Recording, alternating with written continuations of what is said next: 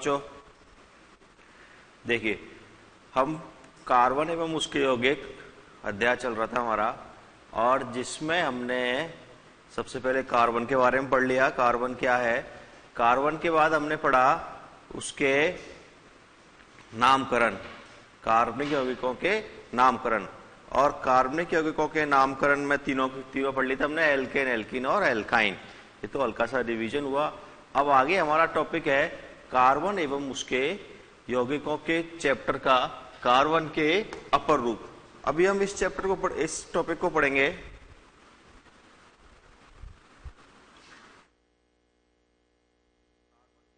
अपर रूप। देखिए, सबसे पहले बात आती है अपर रूप क्या होते हैं,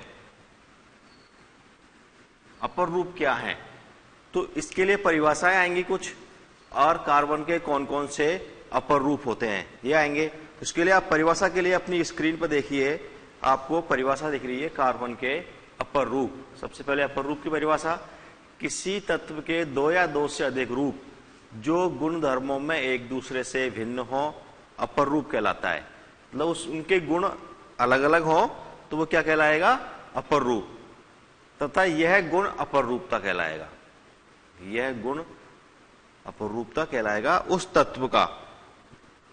जैसे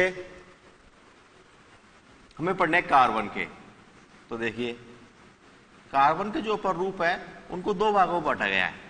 कार्बन के अपर रूपों को मुख्यतः दो भागों में बांट दिया, एक क्रिस्टलीय अपर रूप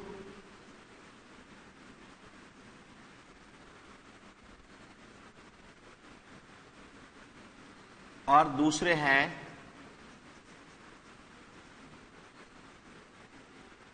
अक्रिस्टलीय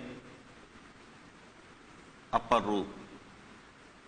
दो भागों में बांट दिया, क्रिस्टलीय, अक्रिस्टलीय। अब बात आती है क्रिस्टलीय अपर रूप क्या होंगे। तो जो ऐसे अपर रूप जो क्रिस्टलीय फॉर्म में रहते हैं, जिनकी संरचना एक निश्चित होती है, वो तो क्रिस्टलीय अपर रूप होंगे। और जिनकी संरचना और अणुओं के बीच की दूरी निश्चित नहीं होगी, वो कैसे होंगे, अक्रिस्टलीय अपर रूप। तो इसके लिए देखिए आगे आया, इसमें कार्बन के अपर रूपों को कार्बन परमाणु में बंधन के आधार पर, उसमें जो कार्बन परमाणु बंधे हुए हैं उसके आधार पर दो भागों में बांटा गया है, क्रिस्टलीय अपर रूप और अक्रिस्टलीय अपर रूप। तो आप इसको लिखें, परिभाषा लिख लें पहले, और किस आधार पर दो भागों में बांटा है ये लिख लें।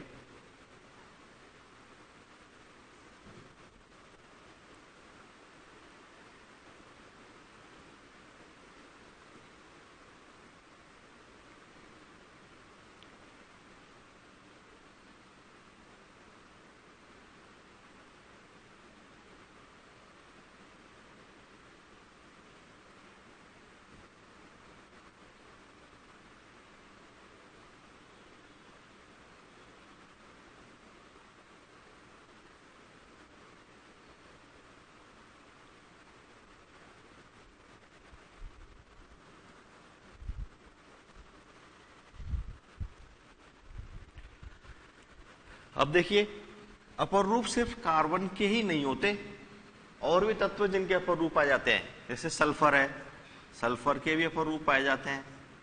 सल्फर के विभिन्न प्रकार के अपर रूप है, एकंताक्ष, विषम लंबाक्ष, ठीक है, दूधिया गंधक, इस तरह से। इसी प्रकार से फास्फोरस के भी अपर रूप पाए जाते हैं, लाल फास्फोरस, काला फास्फोरस। तो ऐसा नहीं है कि सिर्फ कार्बन में ही अपर रूप पाए जाते हो, अन्य तत्वों में भी अपर रूप पाए जाते हैं। मतलब एक ही तत्व है, उसके कुछ रूप ऐसे हैं जो गुणों में, गुण धर्मों में एक दूसरे से कैसे होते हैं, अलग अलग। जैसे हमने कार्बन, और हमें पढ़ना है इसमें से सिर्फ कार्बन के ही पढ़ने हैं, हमें और सल्फर, फास्फोरस या किसी अन्य तत्व के अपर रूपों के बारे में अध्ययन नहीं करना है।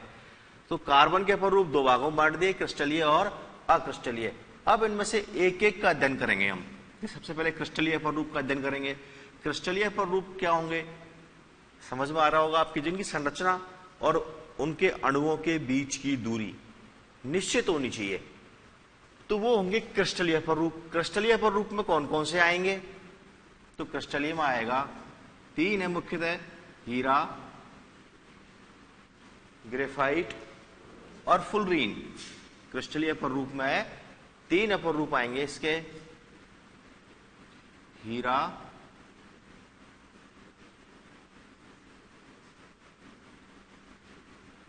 ग्रेफाइट और फुलरीन, ये तीनों क्रिस्टलीय अपरूप में आएंगे। तो अब इन तीनों की स्टडी करेंगे। हीरा पढ़ेंगे, हीरा की संरचना कैसी होती है, हीरा के गुण क्या होते हैं और इसके उपयोग क्या होते हैं। इसी प्रकार से ग्रेफाइट पढ़ेंगे और इसी प्रकार से फुलरीन पढ़ेंगे। इस ऐसे ही आक्रिस्टलीय अपरूप, इसमें ना तो कोई निश्चित संरचना होती है, ना कोई निश्चित अणुओं का विन्यास होता है और ना ही कोई उनके बीच की दूरी की कोई निश्चित माप होती है। तो इसमें देखो, जैसे काजल, कोयला, चारकोल, कोक, गैस कार्बन, गैसीय कार्बन जो है वो सब इसके अंदर आएंगे अक्रिस्टलीय। क्रिस्टलीय में तो तीन ही है, हीरा, ग्रेफाइट, फुलरीन, और अक्रिस्टलीय में बाकी के जो बचेंगे वो सारे इसके अक्रिस्टलीय स्वरूप होंगे। इनकी ना तो कोई संरचना निश्चित है। देखो हीरा के बारे में आप जानते हो, हीरा चमकदार होता है, एक विशिष्ट शेप में उसको बना करके उसको और चमकदार बनाया जाता है पॉलिश वगैरह करके। लेकिन काजल, कोयला है, कोयले की क्या कोई शेप है क्या निश्चित? नहीं, वो तो कैसा भी हो जाता है। तो ये है अक्रिस्टलीय अपरूप। अब देखिए आप क्रिस्टलीय अपरूप की परिभाषा देखिए। क्रिस्टलीय अपरूप वह अपरूप जिसमें कार्बन परमाणु निश्चित व्यवस्था में, निश्चित ज्यामिति से निश्चित बंध कोण बनाते हैं। मतलब जो कार्बन परमाणु है वो निश्चित रूप से व्यवस्थित होंगे, उनकी ज्यामिति भी निश्चित होगी और एक दूसरे कार्बन परमाणु के बीच जो बंध कोण होगा वो भी कैसा होगा? निश्चित ही होगा। तो ये है क्रिस्टलीय अपरूप की परिभाषा। उदाहरण हीरा, ग्रेफाइट और फुलरीन। दूसरे थे हमारे अक्रिस्टलीय अपरूप। इसमें कोई निश्चित ज्यामिति नहीं होती, ना कोई निश्चित बंध कोण होता है और ना ही कोई निश्चित व्यवस्था पाई जाती है। उदाहरण कोक, काजल, चारकोल, गैस कार्बन। ये दो परिभाषा है, नोट करें।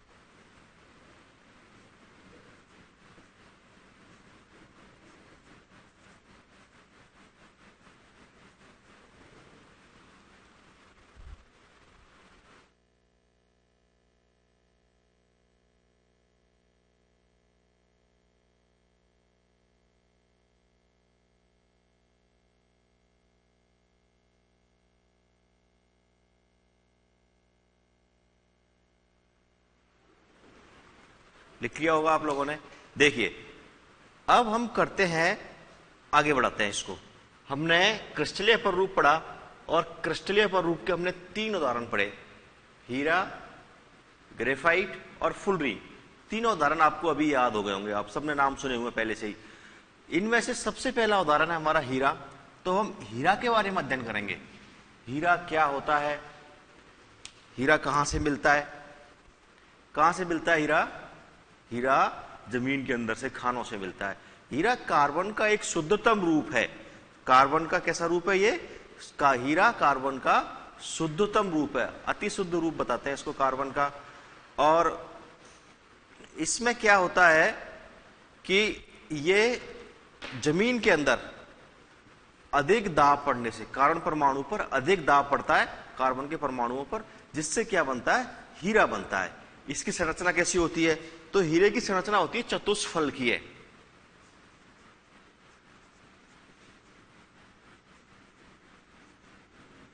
चतुष्फल की संरचना होती है हीरे की।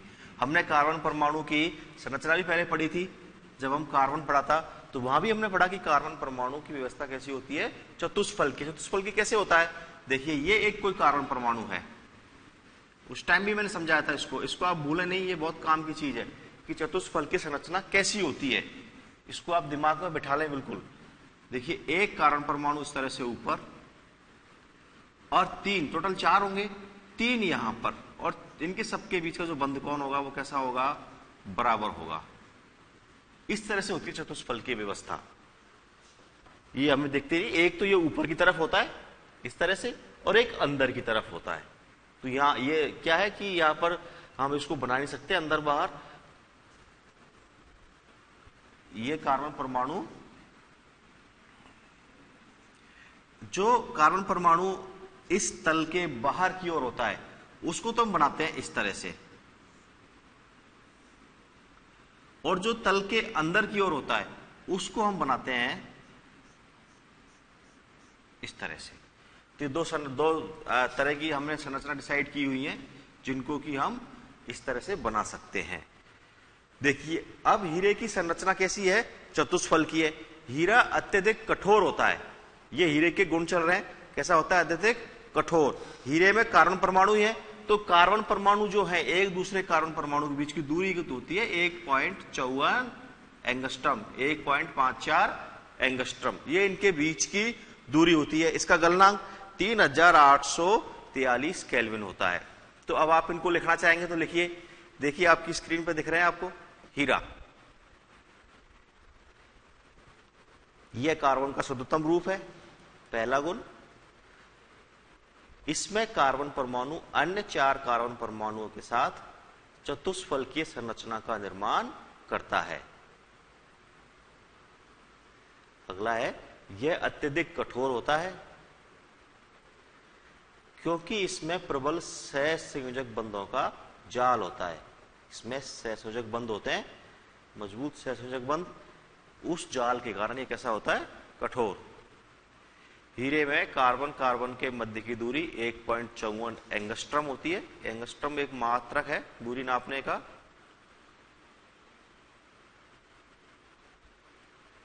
और लिखने का तरीका लिखा हुआ देखो, ए के ऊपर बिंदी बनी हुई है, एंगस्ट्रम। इसका गलनांक 3843 केल्विन होता है लगभग। 5 पॉइंट है, आप इनको लिखें।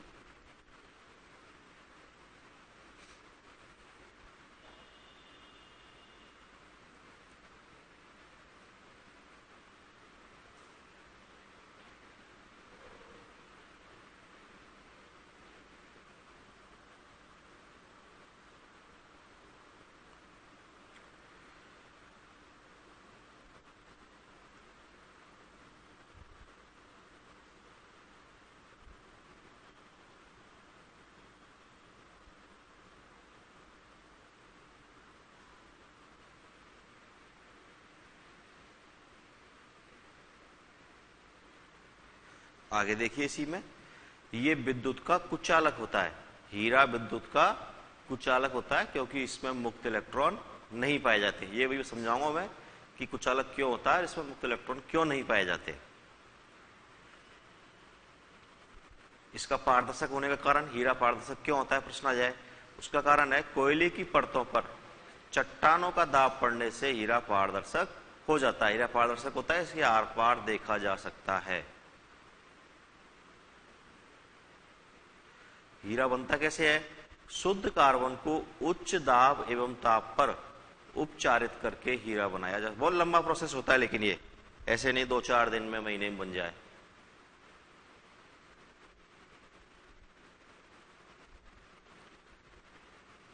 और हीरा के उपयोग आभूषण बनाने में, कांच काटने में, जो खिड़कियों वगैरह के कांच होते हैं, और भी कहीं कोई कांच होता है लगाते हैं हम, उसको काटने में हीरे का उपयोग करते हैं। बड़ी चट्टान काटने की मशीन में इसका उपयोग करते हैं। फोनोग्राम की सुई बनाने में इसका उपयोग करते हैं।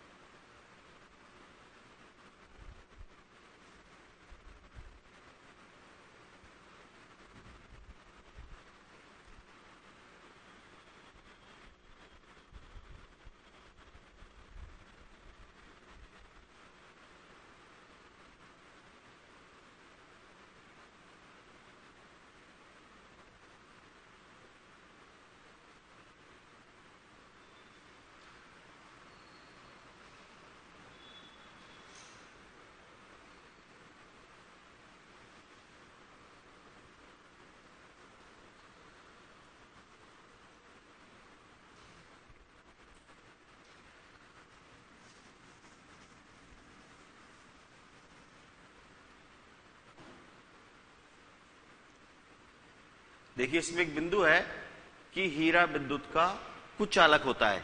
पहले तो ये दोनों चीज मैं बता देता हूं आपको कि एक तो होता है कुचालक और एक होता है सुचालक। तो दोनों का मतलब आपको पता है, मैं और इसको रिवाइज कर देता हूं एक बार। कुचालक वे पदार्थ होते हैं जिनसे विद्युत धारा का प्रवाह नहीं होता, विद्युत धारा का प्रवाह नहीं होता। इनसे क्या होगा? विद्युत धारा प्रवाह नहीं, इन पदार्थों से। और इससे क्या होगा? विद्युत धारा का प्रवाह होगा, विद्युत धारा का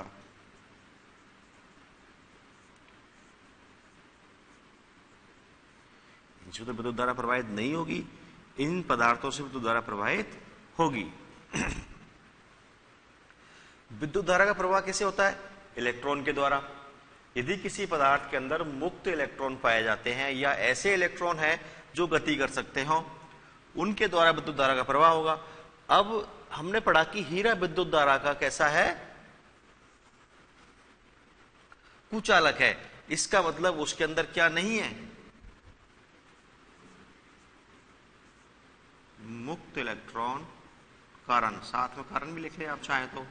यहां पर मुक्त इलेक्ट्रॉन उपस्थित हैं, वहां मुक्त इलेक्ट्रॉन नहीं है, यहां मुक्त इलेक्ट्रॉन है। तो इसका मतलब क्या है? हीरे के अंदर क्या नहीं है? मुक्त इलेक्ट्रॉन नहीं है। हमने कारण भी वहां लिखा है। अब मुक्त इलेक्ट्रॉन क्यों नहीं है उसका कारण देखिए आप। हीरे की ज्यामिति है चतुष्फलकीय, मतलब एक कार्बन के साथ और कितने कार्बन जुड़े हुए हैं? उसमें 4 कार्बन और जुड़े हुए हैं। अब आप इस कार्बन को देखिए, कार्बन की संयोजकता हमें पता है, कार्बन की संयोजकता होती है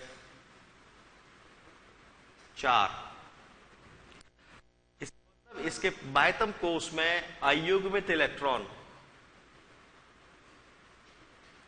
अयुग्मित इलेक्ट्रॉन बाह्यतम कोश में कितने हैं? 4।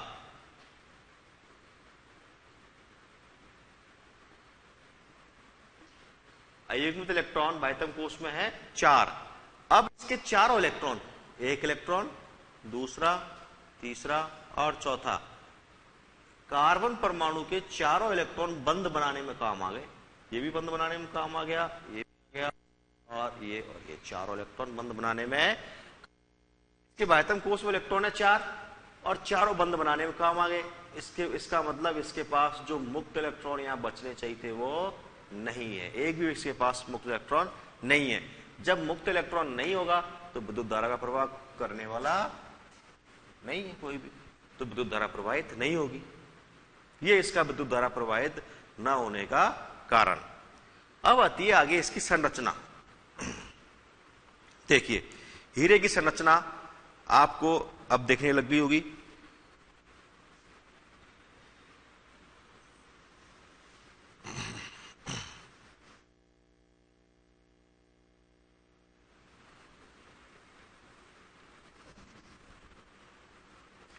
देखिए हीरे में कार्बन का प्रत्येक परमाणु अन्य 4 कार्बन परमाणुओं के साथ आवंधित होकर एक दृढ़ त्रिआयामी चतुष्फलकीय संरचना का निर्माण करता है। इसमें देखिए आपको इधर की साइड ये चतुष्फलकीय संरचना दिख रही है। ये एक कार्बन बीच में है, एक ये ऊपर लगा हुआ है, एक इस साइड और एक इधर और एक इधर पीछे की साइड। ये होती है चतुष्फलकीय संरचना। चतुष्फलकीय संरचना इस प्रकार की होती है। और इसके पास ये तो एक जो चतुष्फलकीय संरचना है वो बनी हुई है, और इसके बगल में इधर ये हीरे की संरचना बनी हुई है इस तरह से। देखो ये वाला कार्बन देखिए आप, ये कार्बन 1 2 3 और 4 कार्बन से जुड़ा हुआ है। अब इधर ये वाला कार्बन देखिए, ये भी 4 कार्बन से जुड़ा हुआ है। ये देखिए ये 4 कार्बन से जुड़ा हुआ है। ये कार्बन देखिए ये 4 कार्बन से जुड़ा हुआ है। और जो कार्बन आपको ऐसे लग रहा है कि ये 4 से नहीं जुड़ा हुआ, उसका मतलब उसके वो आपको दिख नहीं रहे हैं। ये यहां प्रत्येक कार्बन 4 कार्बन परमाणुओं से जुड़ा हुआ है। अभी आपको बनाना नहीं है, मैं अभी बताऊंगा कैसे बनती है हीरे की संरचना। आगे देखिए इसमें एक सिंपल सी संरचना मैंने बनाई है। यहां पर एक कार्बन, फिर इसको मैंने 4 कार्बन से जोड़ा, इसको 4 से, इसको 4 से, ऐसे प्रत्येक कार्बन को 4 कार्बन से जोड़ दिया। तो ये क्या है, चतुष्फल की संरचना का ही रूप है। आगे देखिए, इसमें हीरे का मॉडल दिख रहा है आपको। अगर हम मॉडल बनाए, हमारी प्रयोगशाला में है, जो रमसाक की तरफ से किट दी गई है, उसमें हीरे का मॉडल दिया हुआ है। कुछ कनेक्टर्स हैं और कुछ ऐसे तीन कोने वाले उसके अंदर क्या है, उनको जोड़ने वाले हैं। तो उनको मिलाकर के आप हीरे की संरचना बना सकते हैं। तो अगला टॉपिक हमारा रहेगा हीरे की संरचना। तो हीरे की संरचना कैसी होती है वो हम बनाएंगे अभी, लेकिन उससे पहले हमारा ब्रेक लेने का टाइम हो गया, इसलिए छोटे से ब्रेक के बाद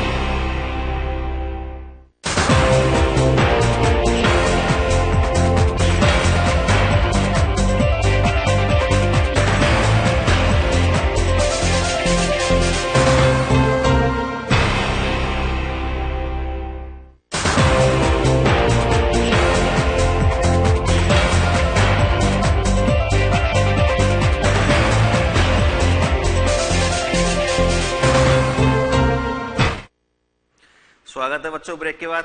देखिए हीरे की संरचना, हीरे की संरचना के लिए आप शुरुआत करें। देखो मैं 2 कलर के पेन ले रहा हूं अलग अलग, आपके पास एक हो, एक से भी काम हो जाएगा, आपको भगदड़ नहीं करनी है। जिसके पास 2 है वो 2 से बना लेगा, और जिसके पास 1 है उसको बनाने के लिए हमारे पास 1 का भी तरीका है।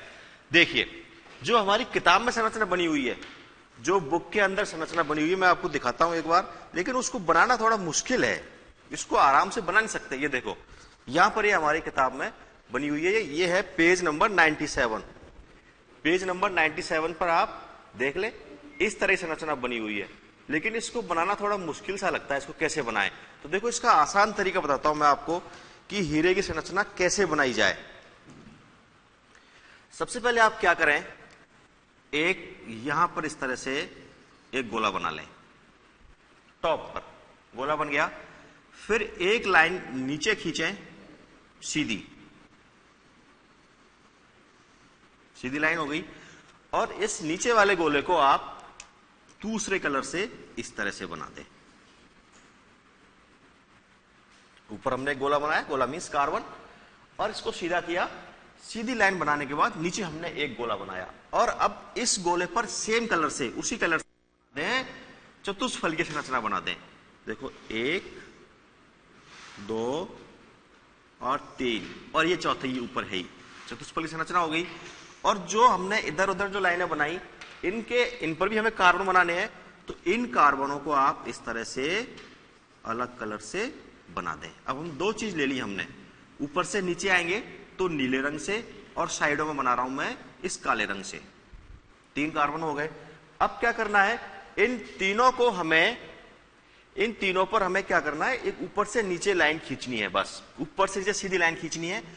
ये ग्रीन कलर से है, यहां पर मैंने ऊपर से नीचे ऐसे लाइन खींच दी, यहां पर ऐसे लाइन खींच दी, और यहां पर इस प्रकार से लाइन खींच दी। लाइनों की लंबाई को आप लगभग बराबर रख लें, जिससे आपकी संरचना सही बन जाएगी। ऊपर से नीचे 3 लाइन हो गई। अब जो लाइन ऊपर से नीचे आती है उसको हम कैसा गोला बना रहे हैं, नीले रंग का। तो देखो ये एक नीला रंग, ये 2 और ये 3 हो गया 3। अब क्या करना है अगला, या फिर आप इतना बना लें, इसको इतना ड्रॉ कर लें, साथ के साथ बना लें, बिल्कुल बहुत अच्छी संरचना बन जाएगी। आप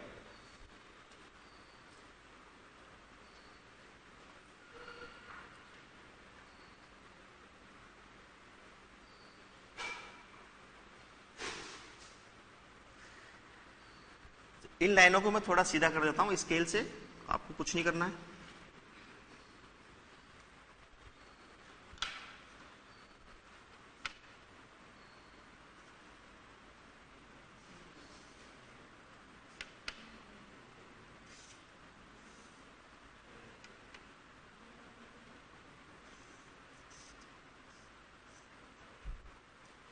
ये देखिए इतना हो गया। अब क्या करना है, इस प्रत्येक सर्कल पर जो हमने ये बनाया है, इस प्रत्येक सर्कल पर हमें फिर टेट्राहेड्रल बनाना है। देखिए ये मैंने टेट्राहेड्रल बनाया,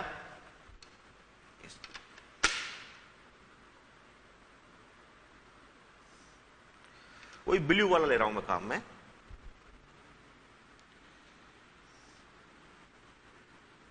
और इस वाली लाइन जो आप बनाओ, ये लाइन इस लाइन के समानांतर बना दें आप इस लाइन को। ये बन गई तीसरी लाइन।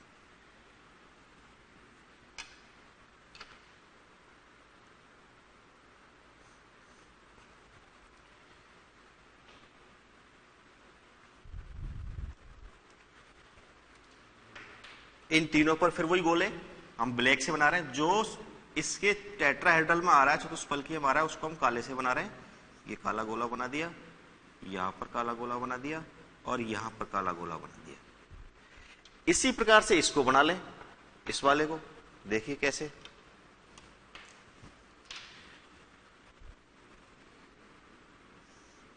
एक दो और एक इसके समानांतर, तीन। वही काले गोले, एक दो, और इसको स्केल से बना देता हूं मैं, सीधा बन जाएगा जिससे।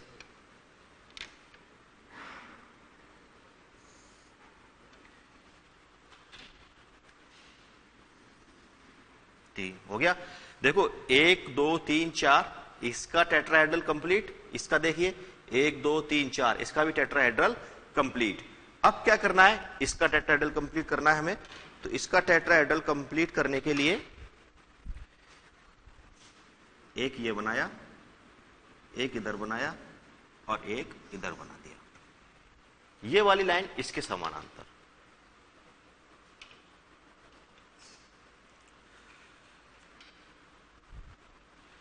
हो गया ड्रॉ। ये गोले फिर वही काले, यहां पर जो बन रहा है इसको क्या करना है, काले। देखो इसको कैसे मिलाना है। आप इस वाली लाइन को आप इससे मिला दें, इस वाली लाइन को जो हमने बनाई इसको यहां पर ऐसे मिला दें, ये मिल गई। और इस पर एक गोला बनाते हैं काला। हो गया।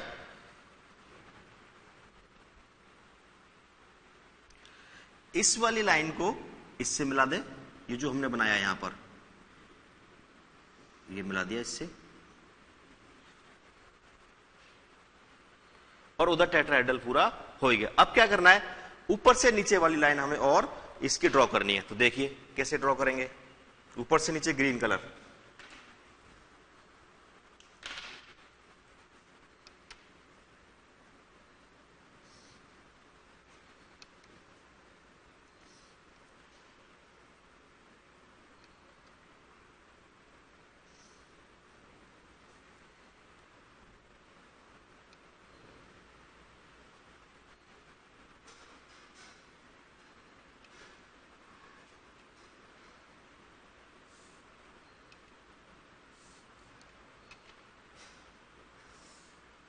देखिए 6 लाइन बनेंगी हमारी यहां पर।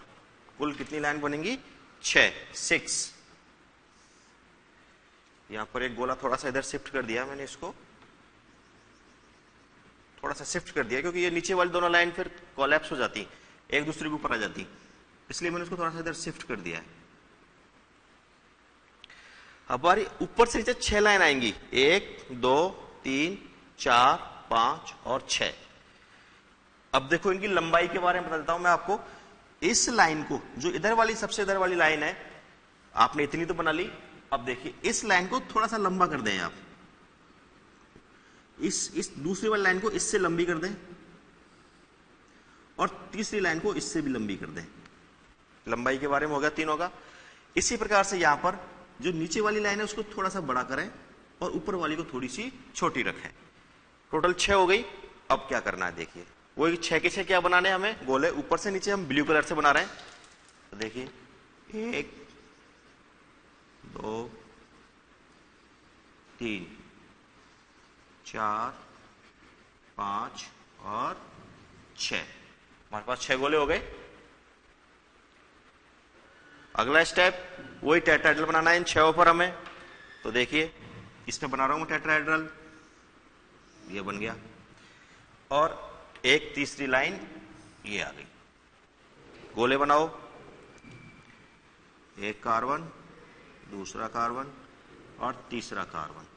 अब इसका एक तो इससे मिला दें और एक इधर अलग बना दें और एक इधर ले जाएं।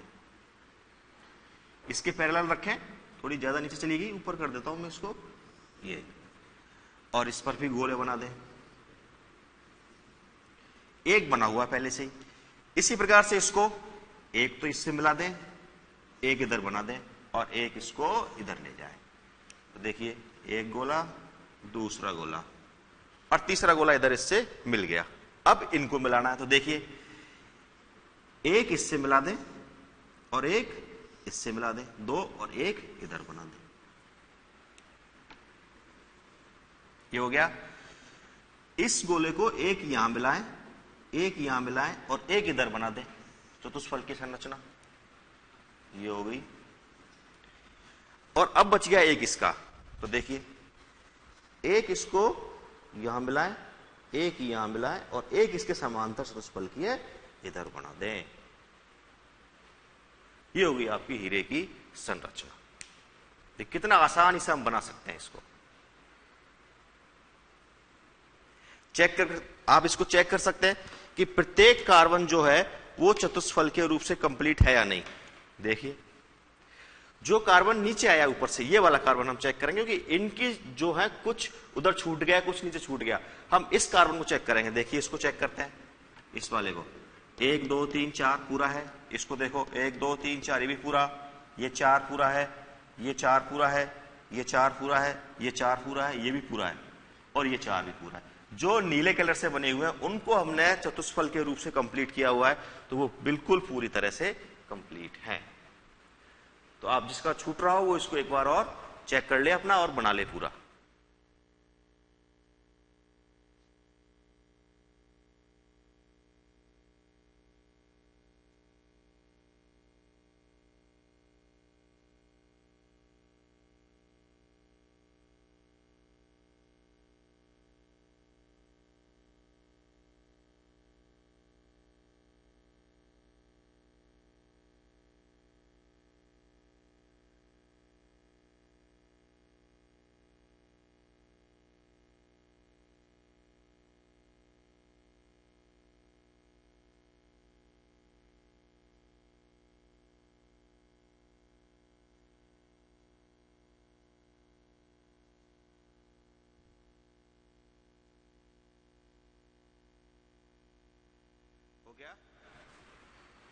अब अगर आपकी परीक्षा में हीरे की संरचना आ सकती है तो आप आराम से बना के आ सकते हैं इसको।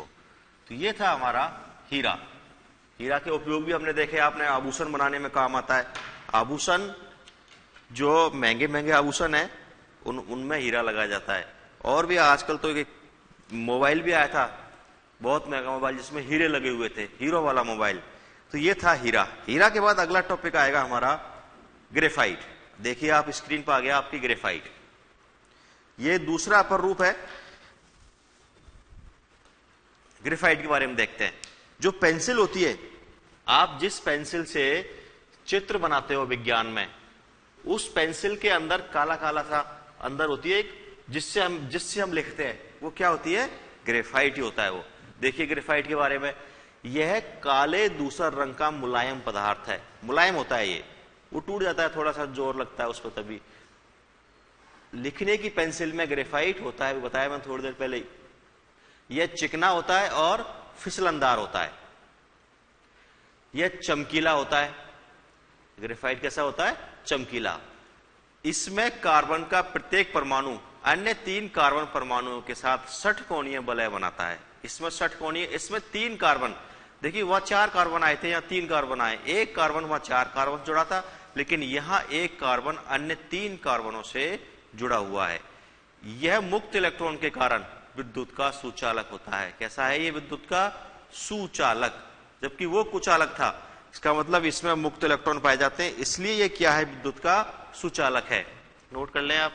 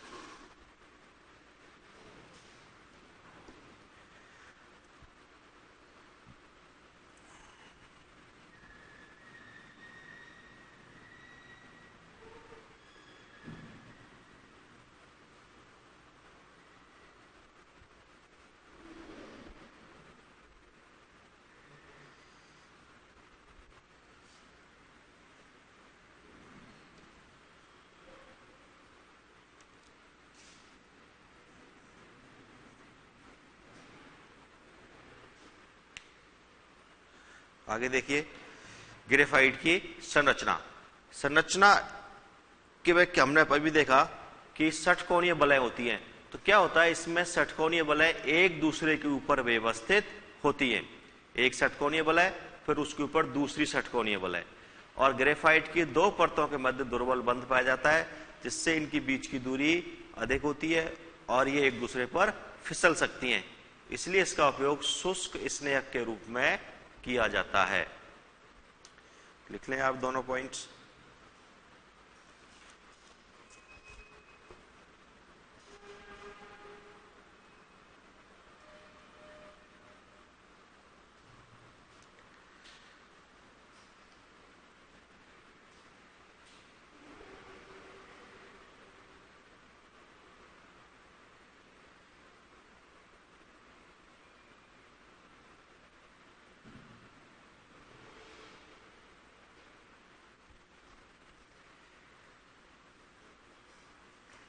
देखिए संरचना आ गई आपकी स्क्रीन पर। अब देखिए ये षटकोणीय बलय, षटकोणीय मतलब उसके जो ये किनारे हैं कितने होंगे, 6 भुजाएं होंगी इसके अंदर।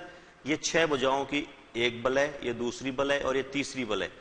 इसी प्रकार से इधर 2, फिर 3 बलय, फिर 2 बलय, फिर ऐसे जुड़ी हुई है, पूरी एक परत बनी हुई है। ये पूरी एक परत है और ये नीचे वाली दूसरी एक परत है, और इन दोनों के बीच में दुर्बल वान डेर वाल्स बंध बने हुए हैं। दोनों परतों के बीच में दुर्बल बंध है। यहां लिखा हुआ देखो, strong bonds in the layer, मजबूत बंध, परत में मजबूत बंध। और दोनों परतों के बीच में लिखा हुआ है वीक बॉन्ड्स बिटवीन लेयर्स, 2 अलग अलग परतों के बीच में वीक बंध है, कमजोर बंध है, जिनसे क्या होता है, ये परत एक दूसरे के ऊपर फिसल सकती है। लिखा भी ऐसे जाता है, जब पेंसिल से हम अपने कॉपी के ऊपर लिखते हैं तो उस पर क्या होता है कि पेंसिल है और हम चला रहे हैं उसको, तो एक परत से दूसरी परत हटती रहती है और उस कागज पर चिपकती रहती है।